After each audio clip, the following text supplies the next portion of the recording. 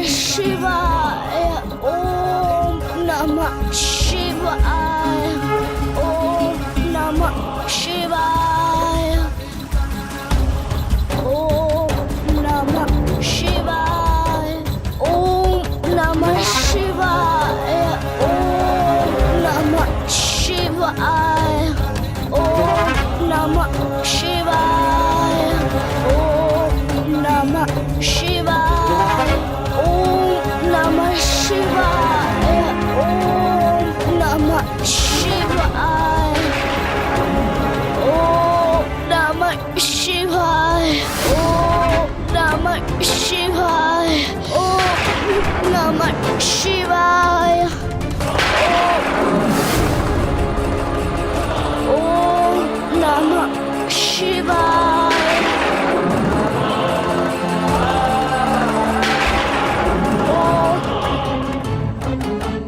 नमः शिवाय। ये बालक श्वास लेना भले ही भूल गया, किंतु अपनी तपस्या से एक क्षण के लिए भी विचलित नहीं। इसकी इतनी कठोर तपस्या का फल प्रभु इसे कब प्रदान करेंगे?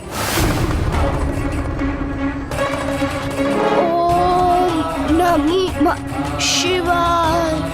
ओम नमः शिवाय। प्रभु की कृपा दृष्टि कब पड़ेगी इस, क्योंकि आज के सूर्यास्त के साथ ही तिथि परिवर्तित होते ही इस बालक की आयु भी 13 वर्ष की हो जाएगी।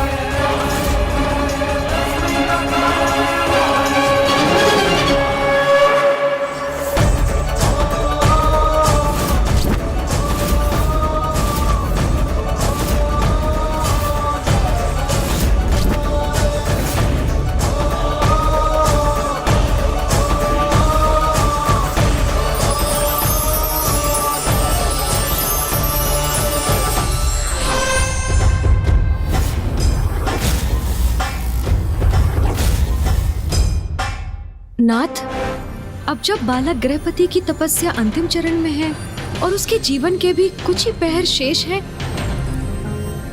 तो देवराज इंद्र कहीं बालक गृहपति की तपस्या में कोई व्यवधान उत्पन्न करने के लिए तो वहां प्रकट नहीं हुए हैं ना?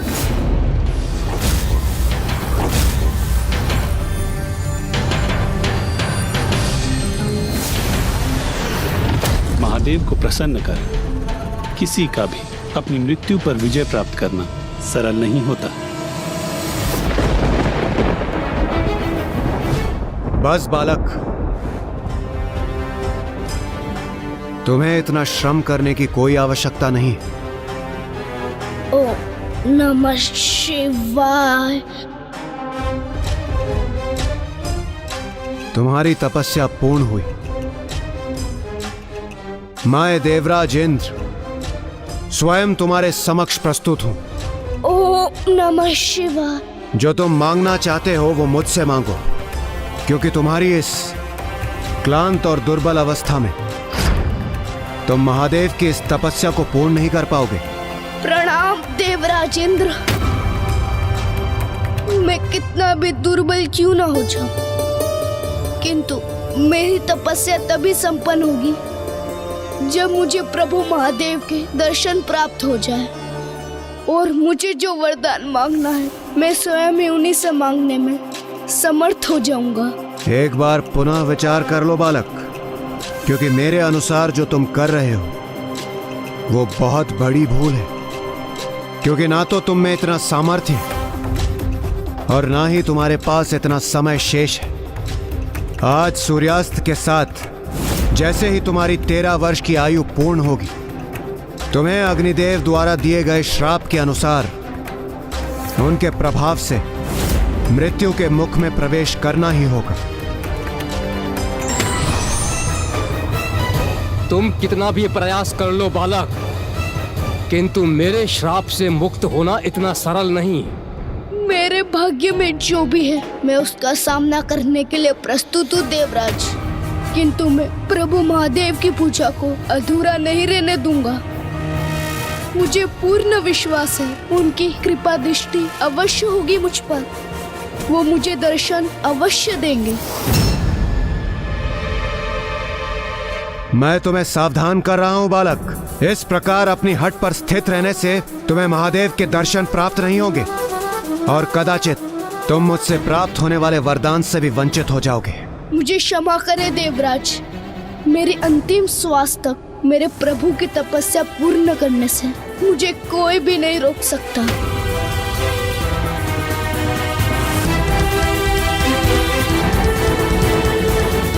ओम नमः शिवाय। रुक जाओ बालक। ओम नमः शिवाय। इस प्रकार मुझे पृष्ठ दिखाकर मेरा अपमान करने का दुस्साहस मत करना। मैं तुम्हें अंतिम चेतावनी दे रहा हूँ, अन्यथा अपनी उद्दंडता का परिणाम भुगतने के लिए तैयार हो जाओ। ओम नमः शिवाय। ओम नमः शिवाय। ओम नमः शिवाय।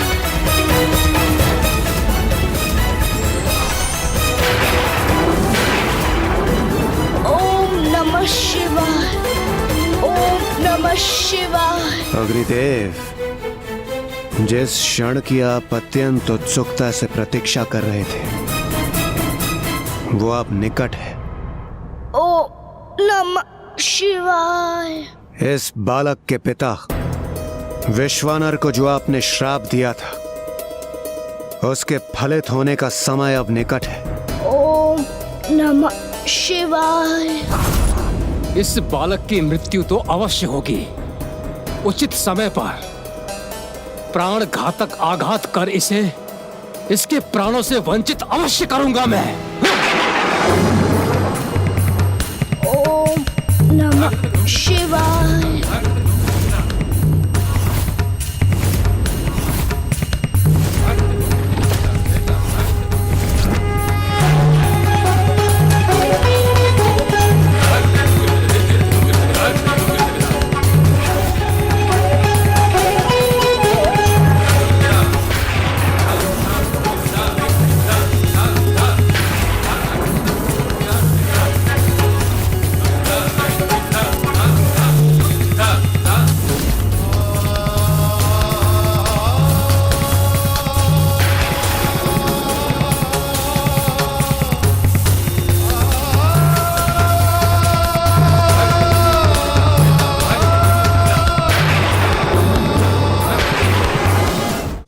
उचित है। देवराज इंद्र के वज्र से जो अग्नि उत्पन्न हुई है उससे मुझे ये अवसर प्राप्त हुआ है। अब मैं अपना श्राप फलित करूंगा। ओम नमः शिवाय।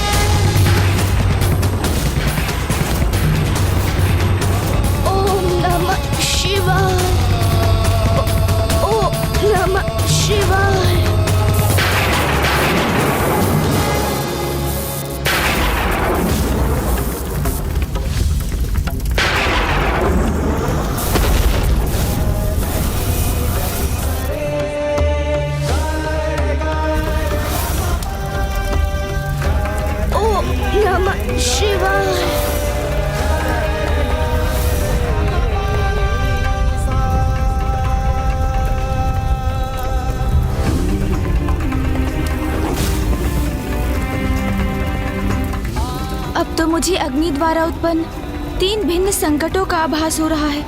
जहाँ एक ओर प्रभु गृहपति की कथा में वो भयंकर अग्नि बालक प्रभु गृहपति को लीलने उनकी ओर बढ़ रही थी, वहीं दूसरी ओर अग्नि का प्रचंड प्रकोप समस्त सृष्टि पर भी छाया हुआ था।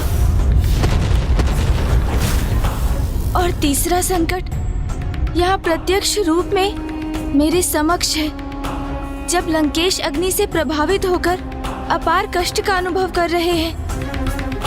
मेरे चारों ओर एक साधारण अग्नि का घेरा उत्पन्न किया है नंदी जी ने, किंतु वहां प्रभु गृहपति जी को अग्निदेव ने अग्नि के सागर में घेर लिया था, जहां एक ओर प्रचंड ज्वाला भयंकर लपटों का रूप धारण कर उनकी ओर बढ़ रही थी। धधकती लावा का उफान भी उनकी ओर बढ़ रहा था। ऐसा ज्ञात होता था कि कुछ ही पलों में प्रभु गृहपति का घोर अनिष्ट होने वाला है।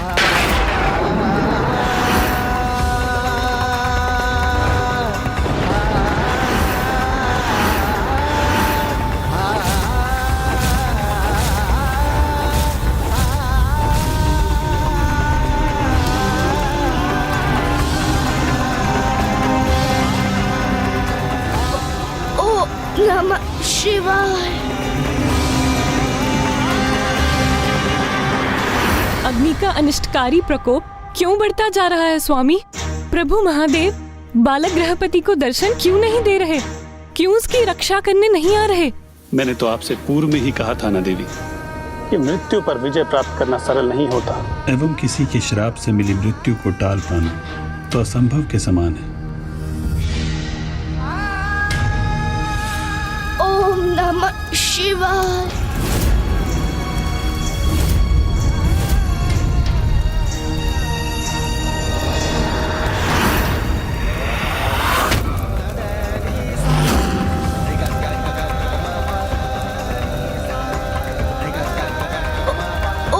नमः शिवाय।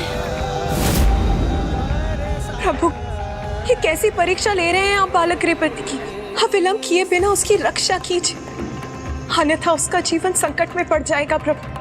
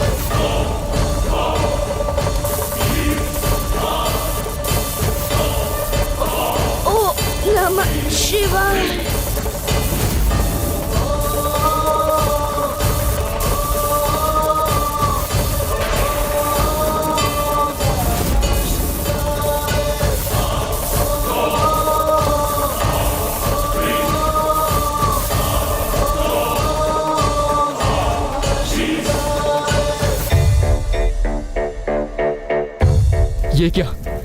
मेरी अग्नि शांत व शिथिल कैसे पड़ गई? अद्भुत प्रतीत होता है बालक गृहपति की भक्ति के परिणाम स्वरूप अग्नि तत्व भी अपने स्वाभाविक आचरण के विरुद्ध जाने पर विवश है। जिस अग्नि का स्वभाव होता है अपने ताप से भस्म करना, वही बालक को शीतलता प्रदान कर रहा है।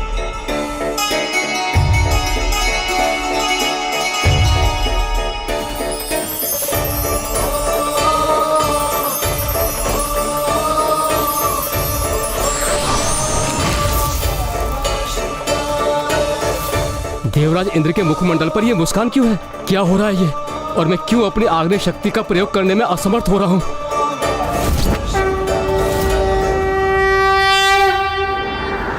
ओम नमः शिवाय।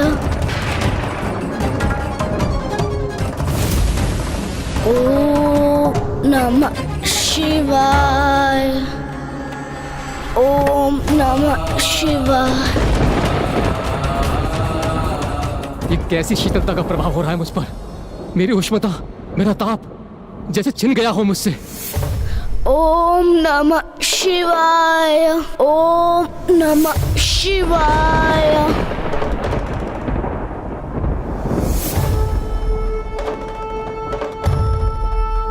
अग्नि का सागर बालक गृहपति के समक्ष था, किंतु वो उससे भी भयभीत नहीं हुआ और उसका निश्चय अभी भी अटल है। ओम नमः शिवाय। ओम नमः शिवाय। ओम नमः शिवाय। ओम नमः शिवाय। ओम नमः शिवाय।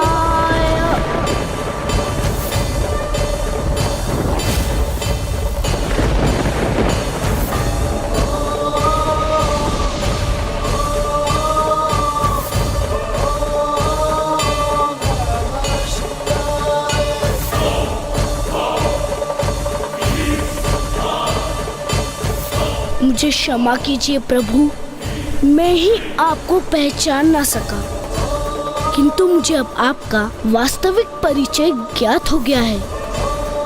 आप तो और कोई नहीं, स्वयं मेरे प्रभु महादेव है।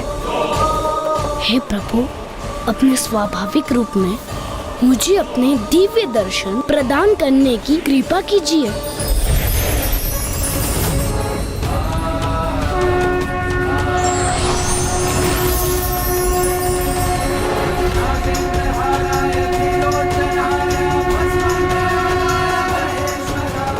अर्थात प्रभु तो पूर्व में ही वहां पहुंचकर अपने भक्त की परीक्षा ले रहे थे।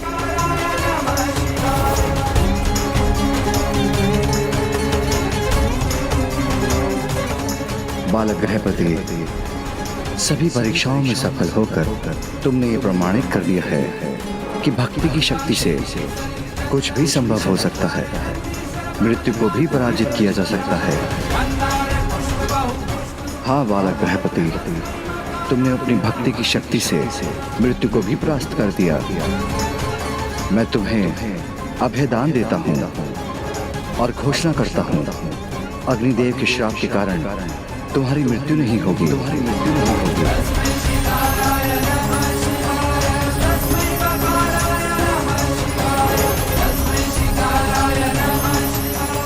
प्रभु महादेव ने स्वयं इस ऋषि पुत्र बालक को मेरे श्राप से मुक्त कर दिया।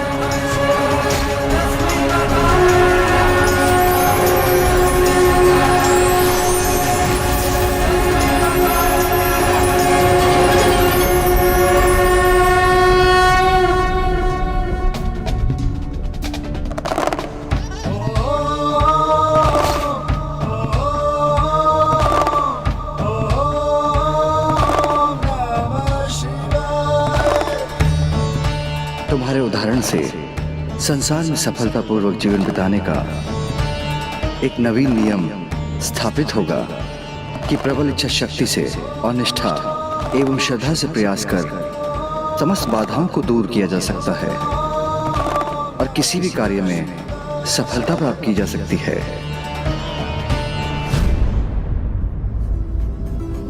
हे महादेव, आपने मेरे श्राप से इस बालक को तो मुक्त कर दिया, किंतु अब मेरी गति क्या होगी?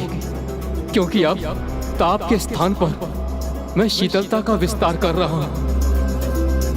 इस प्रकार तो मेरा अस्तित्व ही मिट गया प्रभु। यह तो मेरा अंत का ही सूचक है, किंतु मेरा ऐसा क्या दोष था जिससे मुझे इतना कठोर दंड प्राप्त हो रहा है? और बालक गृहपति के पिता का क्या दोष था अग्निदेव, जिसको आपने श्रापित किया? हे अग्निदेव, मेरा तो एकमात्र आशय था कि मैं उस बालक और ग्राम को अनिष्ट से सुरक्षित रख सकूं। इसलिए मैं अपना धर्म निभाकर पुण्य कर्म कर रहा था। एक निर्दोष निर्भीक शिशु की रक्षा करने का ही तो धर्म निभाया था उन्होंने।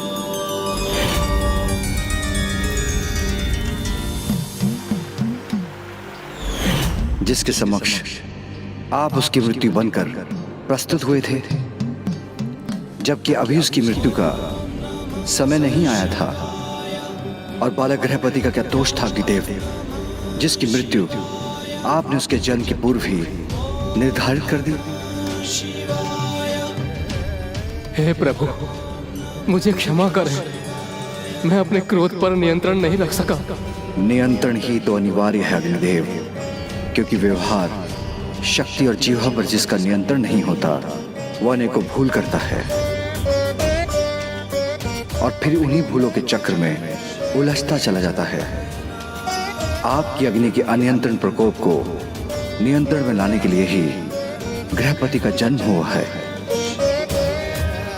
गृहपति के दृढ़ निश्चय और भक्ति की शक्ति के कारण ही अग्नि का ताप शीतलता में परिवर्तित हो गया। आप अपने स्वाभाविक व्यवहार को तभी प्राप्त कर सकेंगे जब आप अपनी अग्नि को नियंत्रण में रखेंगे, स्वयं कहीं उत्पन्न नहीं होंगे और स्वेच्छा से एक सीमा से अधिक अपना विस्तार कर संपूर्ण सृष्टि को प्रभावित नहीं करेंगे। मैं आपको वचन देता हूं प्रभु, मैं अपनी अग्नि को वहीं उत्पन्न करूंगा जहां मुझे प्रकट होने का अवसर दिया जाएगा, अन्यथा जहां मेरा आवाहन होगा और मेरा प्रभाव सदैव सीमित ही रहेगा।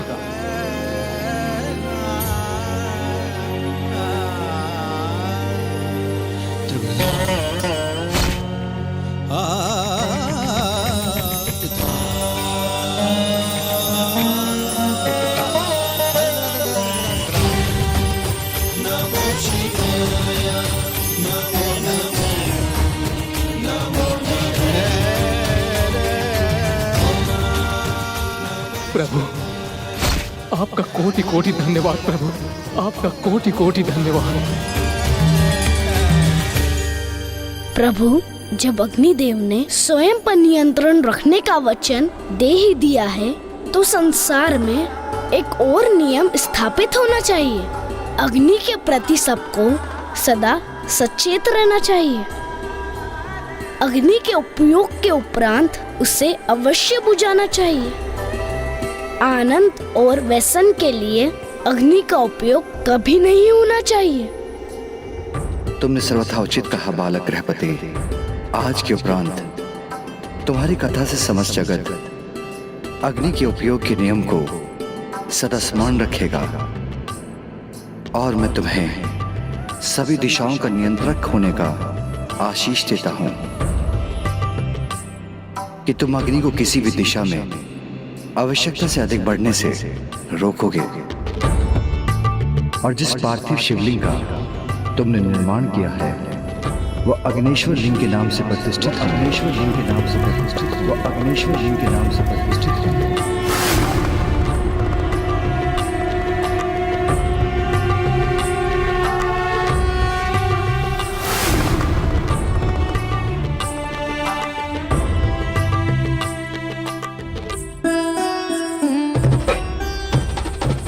और आने वाले समय में जो भी अग्नेश्वर लिंग की उपासना करेंगे उनका जीवन अग्नि अथवा अग्नि तत्व के किसी भी कुप्रभाव से सुरक्षित होगा।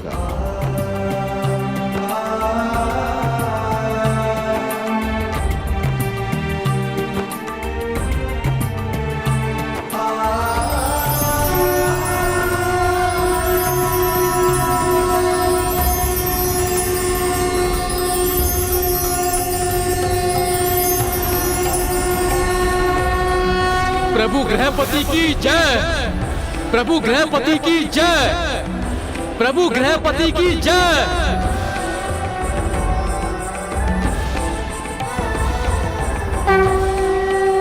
हमें प्रभु महादेव के गृहपति अवतार से ये सीख प्राप्त होती है कि पूर्ण श्रद्धा और पूर्ण इच्छा शक्ति से कोई प्रयास किया जाए तो वो असंभव से भी संभव हो सकता है।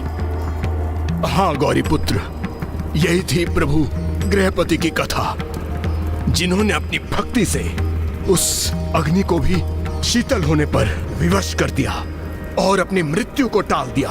जय हो प्रभु गृहपति की। जब तक मैं प्रभु के गृहपति अवतार की कथा संपन्न नहीं कर देता, तब तक आप समस्त प्रयास करते रहिए, किंतु मेरे पास इतना समय नहीं कि मैं उन्हें असफल होता देखता रहूं। मुझे दिवस के अंत तक लंका अवश्य पहुंचना है। प्रभु गृहपति की कथा भी पूर्ण होने वाली है। अब मेरे पास अधिक समय शेष नहीं है। कुछ भी हो जाए, किंतु मैं प्रभु के आत्मलिंग को लंका नहीं जाने दे सकता। इसलिए मुझे अपनी शक्ति में वृद्धि कर लंकेश को रोकना ही होगा। लंकेश जो कर रहे हैं वो किसी भी दृष्टि से उचित नहीं, किंतु फिर भी वो अग्नि के इतने प्रचंड प्रभाव को सहकर भी आत्मलिंग को स्वयं से दूर नहीं होने दे रहे हैं। ऐसा कर वो भी प्रभु महादेव के प्रति अपनी अटूट भक्ति का ही उदाहरण प्रस्तुत कर रहे हैं। लंकेश की प्रभु भक्ति के समक्ष मुझे एक बार पुनः विवश होकर उनके लिए विघ्नहर्ता बनना ही पड़ेगा। और आने वाले समय में जो भी अग्निश्वर लिंग की उपासना करेंगे, उनका जीवन अग्नि अथवा अग्नि तत्व के किसी भी कुप्रभाव से सुरक्षित होगा। प्रभु गृहपति की जय। कदाचित अग्नि से लंकेश की रक्षा करने हेतु मुझे भी वही करना होगा जो प्रभु गृहपति के लिए स्वयं प्रभु महादेव ने किया था। हे अग्निदेव, कृपया शीतल होकर लंकेश के कष्ट को क्षीण करें।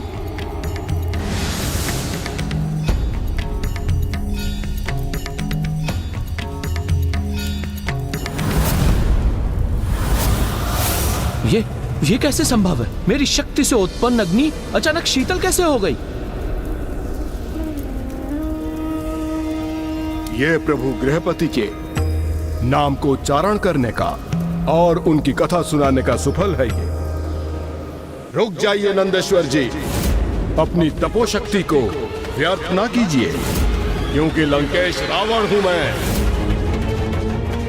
मुझे कोई क्षति नहीं पहुंचा सकता, किंतु यदि मैं चाहूं तो तुम सभी शिवगणों को इसी क्षण मिटा सकता हूं। लंकेश, ये मात्र तुम्हारा भ्रम है कि तुम मुझे अथवा अन्य शिवगणों को कोई क्षति पहुंचा सकते हो।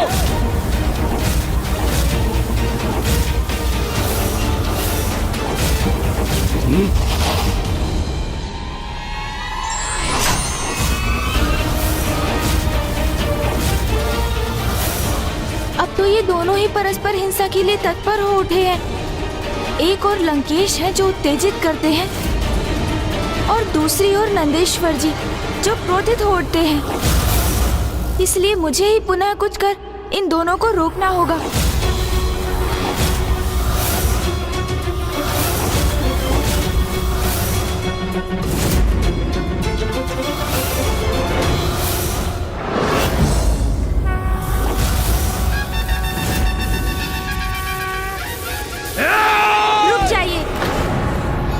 सावधान, आप में से कोई भी इस रेखा का उल्लंघन नहीं करेगा।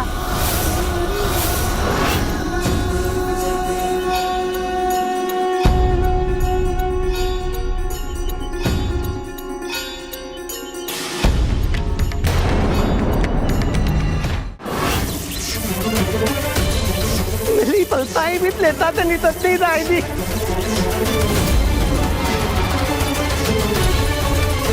हे गणपति जी, आप इस लंकेश का साथ क्यों दे रहे हैं?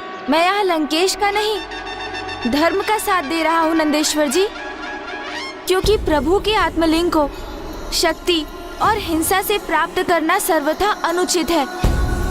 लंकेश ने तो आपको चुनौती दी थी, जिसे आप पूर्ण कर प्रभु के आत्मलिंग को प्राप्त कर सकते थे, किंतु आप अथवा कोई भी अन्य शिवगण उनके चरणों को नहीं डिगा सके। और कदाचित ये इसलिए हुआ क्योंकि लंकेश जी पर उनके प्रभु महादेव की कृपा है, और उससे भी अधिक जिनके हाथों में प्रभु के आत्मलिंग रूपी शक्ति और दिव्यता स्थित है, तो उन्हें भला पराजित कर भी कौन सकता है। मेरे विचार से आप अपने समस्त प्रयास कर चुके हैं, इसलिए अब आपको यहाँ से प्रस्थान करना चाहिए नंदेश्वर जी। जो अब तक हुआ वो तो प्रभु की इच्छा से ही हुआ, और जो आगे होगा वो भी प्रभु की इच्छा से ही होगा। इसलिए आप सभी का कैलाश लौटना उचित होगा। उचित है।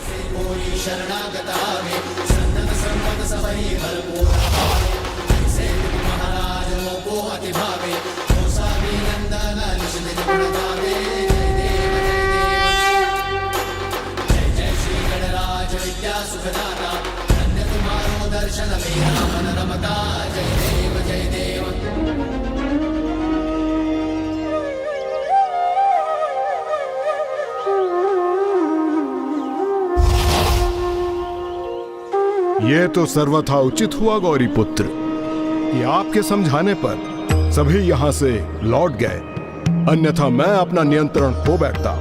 किंतु मुझे इसकी अपार प्रसन्नता है जिन्होंने अग्नि को नियंत्रित किया। प्रभु शिव शंकर शंभु के उन्हीं के अवतार प्रभु गृहपति ने मेरे चारों ओर छाई अग्नि को भी शीतल कर मेरा ही साथ दिया। तब तो हमें उनकी स्तुति करनी चाहिए लंकेश। कदाचित वो प्रसन्न होकर हमें अपने दर्शन प्रदान करेंगे। हाँ हाँ अवश्य।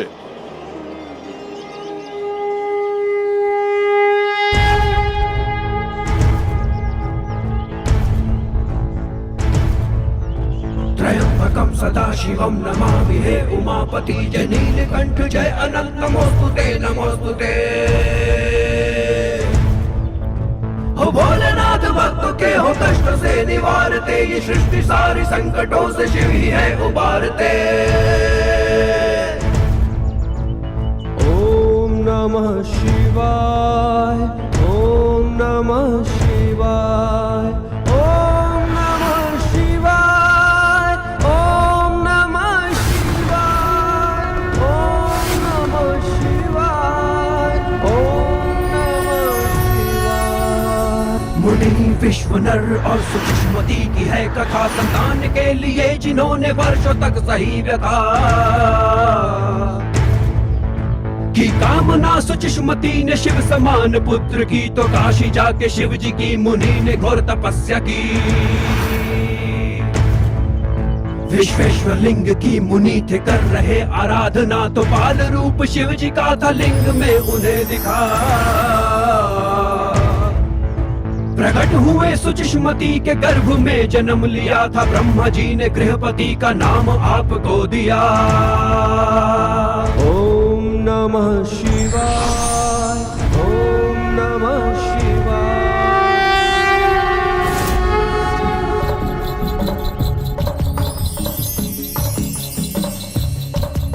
प्रणाम प्रभु गृहपति। प्रणाम। कल्याण हो।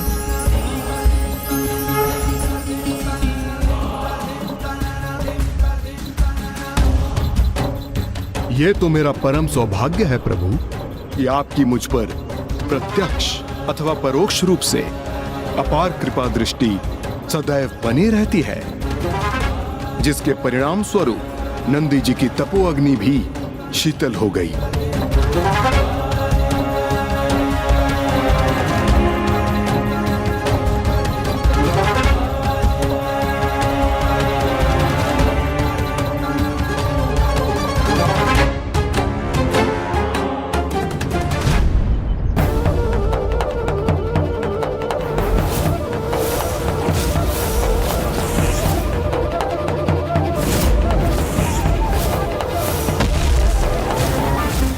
ये क्या?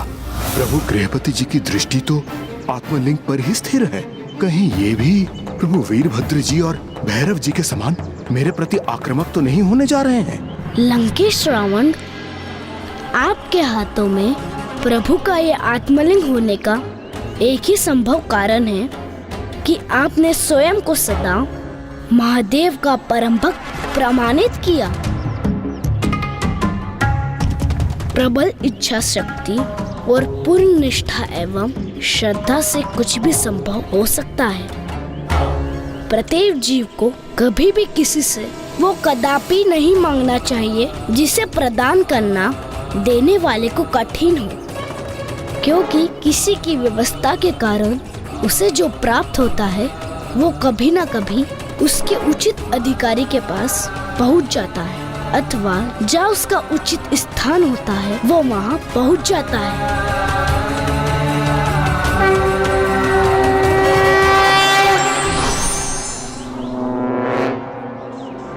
प्रभु गृहपति की सीख नंदी जी के लिए सर्वथा उचित है गौरीपुत्र, क्योंकि प्रभु के जिन आत्मलिंग पे मेरा अधिकार है वो नंदी जी के इतने प्रयासों के उपरांत भी मेरे साथ ही हैं। सत्य है, कभी कभी अहंकारवश बड़े से बड़ा ज्ञानी भी छोटी सी बात का गूढ़ रहस्य समझने में असमर्थ हो जाता है। गौरीपुत्र, किंतु आपने नंदी जी को यहाँ से भेजने में थोड़ी शीघ्रता कर दी।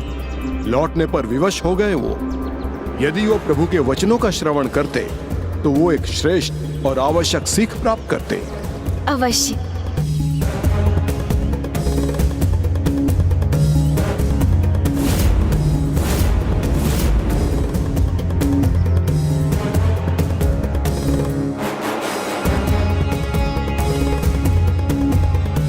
आज एक अनूठी सफलता प्राप्त की है मैंने। समस्त शिवगणों को एक साथ पराजित किया है मैंने। कोई टिक नहीं पाया मेरे समक्ष।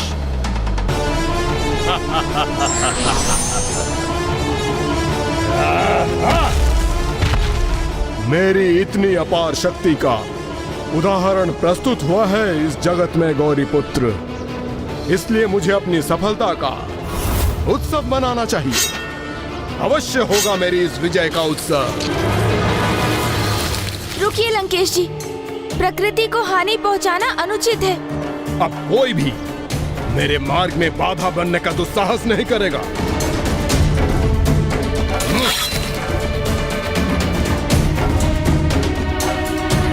लंकेश रावण के मार्ग में बाधा।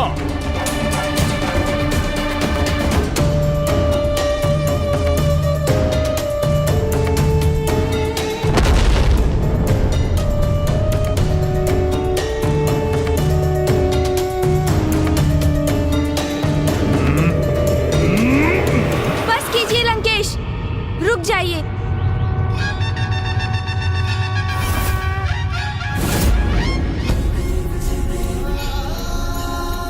लंकेश, एक वृक्ष को क्षति पहुंचाना छोटे पौधों के एक छोटे से उपवन को और एक संपूर्ण वंश को उजाड़ने के समान है।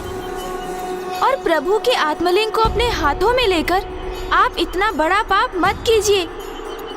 और वैसे भी आप इस वन को, यहाँ की प्रकृति को अत्यधिक क्षति पहुंचा चुके हैं। लंकेश, कहीं आप ये तो नहीं भूल गए हैं ना कि समस्त सृष्टि के पिता जगत पिता महादेव ही हैं। और उनकी इन संतानों को हानि पहुंचाकर आप स्वयं अपने प्रभु को आहत कर रहे हैं। और इस प्रकार अन्य जीवों का नाश कर आनंद मनाने का क्या औचित्य है लंकेश? आज की अपनी सफलता को अपनी बुद्धि पर हावी मत होने दीजिए। मैं समझ गया गौरीपुत्र, आपका कथन सर्वथा सत्य है। ये कैसे भूल गया मैं कि ये सीख जगत को प्रभु के शरभ अवतार ने दी थी। शरभ अवतार? हाँ गौरीपुत्र, वो शरभ अवतार जिन्होंने संसार को ये सीख दी कि अपनी सफलता को अपनी बुद्धि पर हावी नहीं होने देना चाहिए। और ये सीख तो उन्होंने आपके मामा श्री हरिनारायण के माध्यम से जगत के समक्ष इसका उदाहरण प्रस्तुत किया।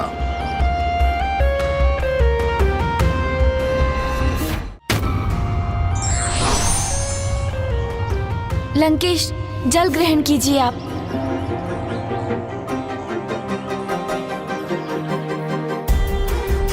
लंकेश, पिताश्री के शरभ अवतार की कथा मुझे विस्तार से सुनाने की कृपा कीजिए।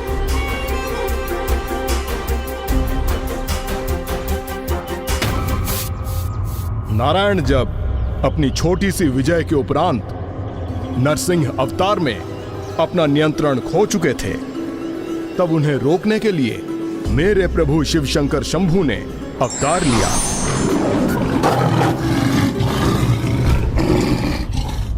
ये उस समय की कथा है गौरीपुत्र, जब हिरण्यकश्यप नाम के महाबली महाप्रतापी असुर ने अपने तप से पितामह ब्रह्मदेव को प्रसन्न कर उनसे एक अद्भुत वरदान मांगा था। न दिवस में न रात्रि में, न भीतर न बाहर, न आकाश में न पाताल में, न नर से न देव से, न यक्ष से न राक्षस से मेरे प्राण किसी से भी न जा सके। और उससे भी अधिक ब्रह्मदेव, इस संसार में जिसकी भी आपने रचना की है उनमें से कोई भी मेरा वध न कर सके। तथास्तु तथास्तु तथास्तु। इस सर्वथा अनूठे वरदान को प्राप्त कर वो जैसे अमरत्व ही प्राप्त कर चुका था। शीघ्र ही समस्त लोकों पर विजय पाकर उसने स्वयं को भगवान घोषित कर दिया और सभी को अपनी पूजा करने के लिए विवश करने लगा। किंतु इसके पश्चात उन्हीं महान असुर हिरण्यकश्यप के परिवार में उनका विरोधी उनके पुत्र प्रहलाद के रूप में जन्म हुआ, जो नारायण का भक्त था।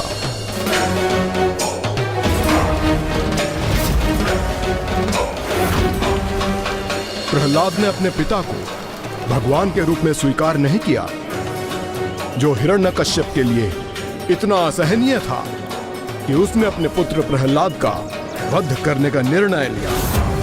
किंतु प्रहलाद सदैव अपनी भक्ति के कारण सुरक्षित रहा। फिर क्या हुआ दशानन? तब एक ओर तो वो अपने ही पुत्र का अंत करने के लिए आतुर था, और वहीं दूसरी ओर उसके सेवक सभी को इस प्रकार यातना दे रहे थे जिससे कि वो उसे भगवान के रूप में स्वीकार करे। और फिर सभी देवता नारायण से सहायता की भिक्षा मांगने वैकुंठ धाम पहुंच गए।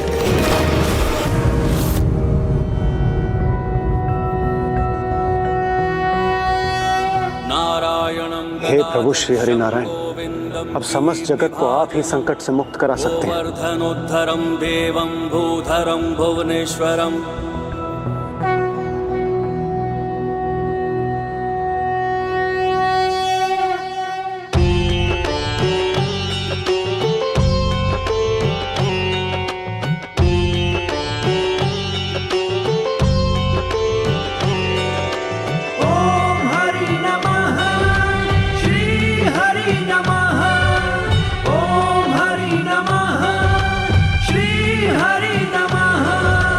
विनती करूं भगवन स्वीकार करो, विनती करूं भगवन स्वीकार करो। इस सृष्टि का तुम ही उद्धार करो, उद्धार करो। विनती करूं भगवन स्वीकार करो। रच दो लीला अब हरी, रच दो लीला अब हर चाहे फिर से एक अवतार धरो, अवतार धरो।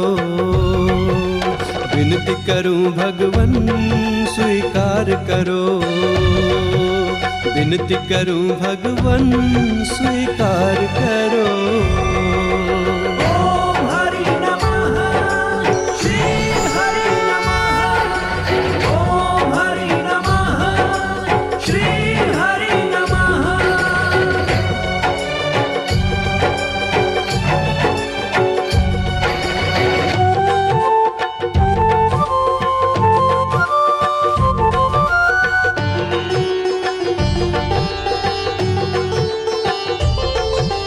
हम सबके पालनहारे हो, इस सृष्टि के रखवारे हो। हम सबके पालनहारे हो, इस सृष्टि के रखवारे हो। जब जब विपदा आई जग पे प्रभु आप ही बने सहारे। समाधान कोई संकट का दो, जन जन का कल्याण करो, कल्याण करो। विनती करूं भगवन स्वीकार करो। इस सृष्टि का तुम ही उद्धार करो, उद्धार करो। विनती करूं भगवन स्वीकार करो।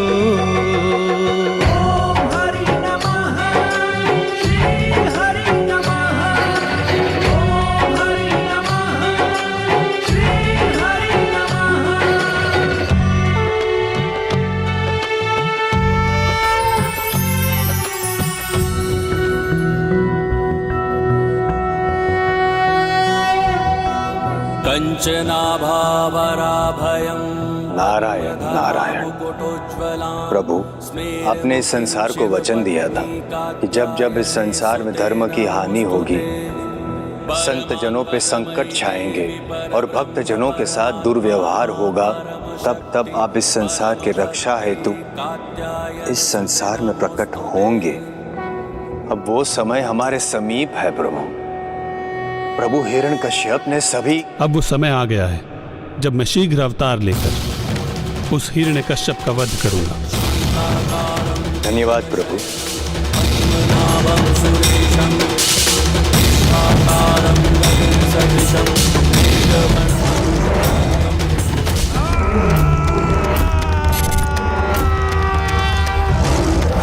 नरसिंह अवतार नारायण के क्रोध से उत्पन्न अवतार, जो उत्पन्न तो हुआ था सृष्टि को संकट से मुक्त कराने के लिए, किंतु सृष्टि के अस्तित्व पर ही संकट का कारण बन गया। और उसी संकट का अंत करने के लिए मेरे प्रभु को शरद अवतार लेना पड़ा। शरद अवतार ये उन दिनों की कथा है जब आपके मामा श्री हरि नारायण अपनी एक तुच्छ सी विजय के पश्चात अपना संपूर्ण विवेक ही खो बैठे थे और उन्हें स्वयं के कुछ अधिक ही शक्तिशाली होने का भ्रम भी हो गया था। लंकेश, आप तो महादेव के अवतारों की कथा सुना रहे थे, किंतु आपकी कथा में तो अब मामा जी श्री हरि नारायण अवतार लेने जा रहे हैं। देवताओं ने एक बहुत बड़ी भूल कर दी थी कि वो सहायता प्राप्त करने नारायण के पास चले गए थे। यदि वो मेरे आराध्य प्रभु महादेव शिव शंकर शंभू के पास जाते तो नारायण को अवतार लेने की आवश्यकता ही नहीं होती, क्योंकि नारायण के इस अवतार के उपरांत मेरे प्रभु महादेव ने उन्हें रोकने के लिए अवतार लिया था। ऐसा क्या हुआ था लंकेश कि मामा जी श्री हरि नारायण को रोकने के लिए स्वयं प्रभु महादेव को अवतार लेना पड़ा? गौरी पुत्र, नारायण ने अवतार लेकर हिरण्यकश्यप के अंत करने की घोषणा की, किंतु हिरण्यकश्यप तो किसी भी उपाय से अपने पुत्र का वध करने के लिए अडिग था। तू मेरा पुत्र नहीं, शत्रु है, और आज मैं तुम्हारा वध करूंगा। असुरों में सर्वोच्च अवश्य हैं आप, किंतु जन्म और मृत्यु आपकी नहीं, श्री हरि की इच्छा से होते हैं। तो क्या तुम्हारे श्री हरि